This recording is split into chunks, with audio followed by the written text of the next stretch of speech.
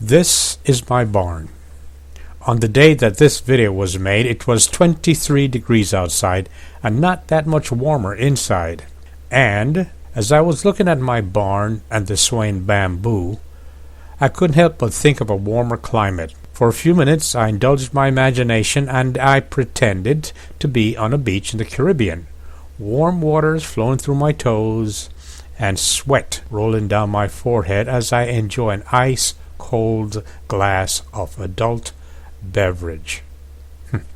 I soon snapped back to reality, to the barn.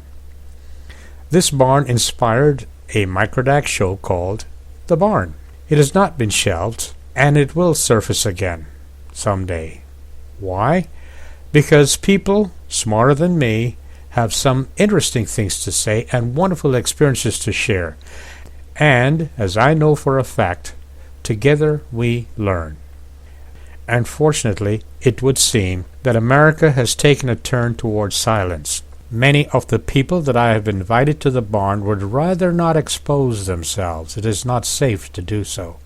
I do understand their fear, but I'm concerned that they perceive that they no longer have a voice without risking consequences.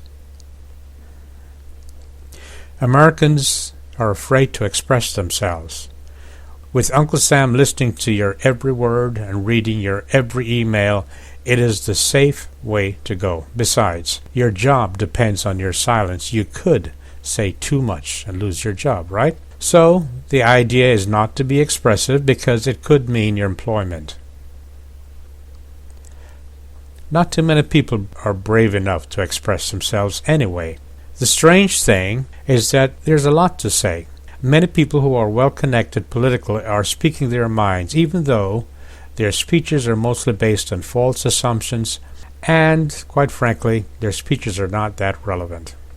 The irony of life in the 21st century is this. In spite of having access to truth, to overwhelming amount of information, many people are still ignorant even of the most basic facts. Climate change for one, human sexuality for another, also the safety and healthy nature of our food.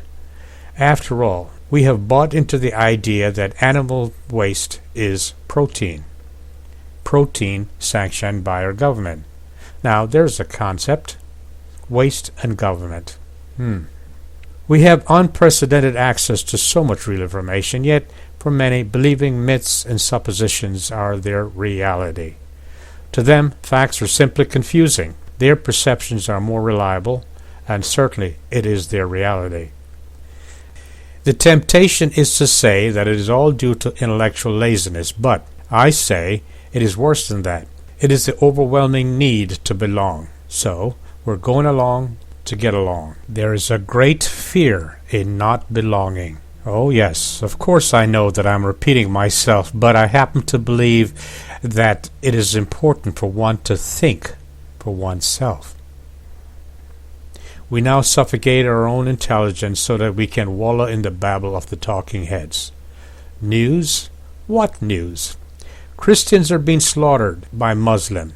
Even as you look at this, or you listen to this, do not take my word for it. Google it for yourself. Think for yourself and then reach your own conclusions.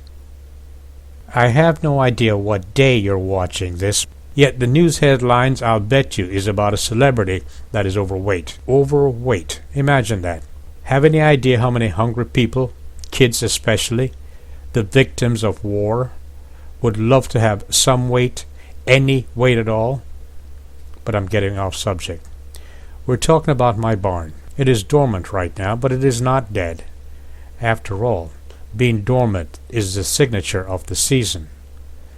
The barn, my symbolic place of conversations, not confrontations, mind you, is a place where, in time, ordinary people will sit and discuss ordinary subjects relevant to all of us.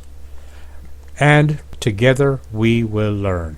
After all, the idea of the barn is not for you to believe anything that I say. The idea is for you to find reasons not to go along with what I say. The idea is for you to think for yourself and to reach your own conclusions based upon your own knowledge and your own experience, not being told how or why or what to think.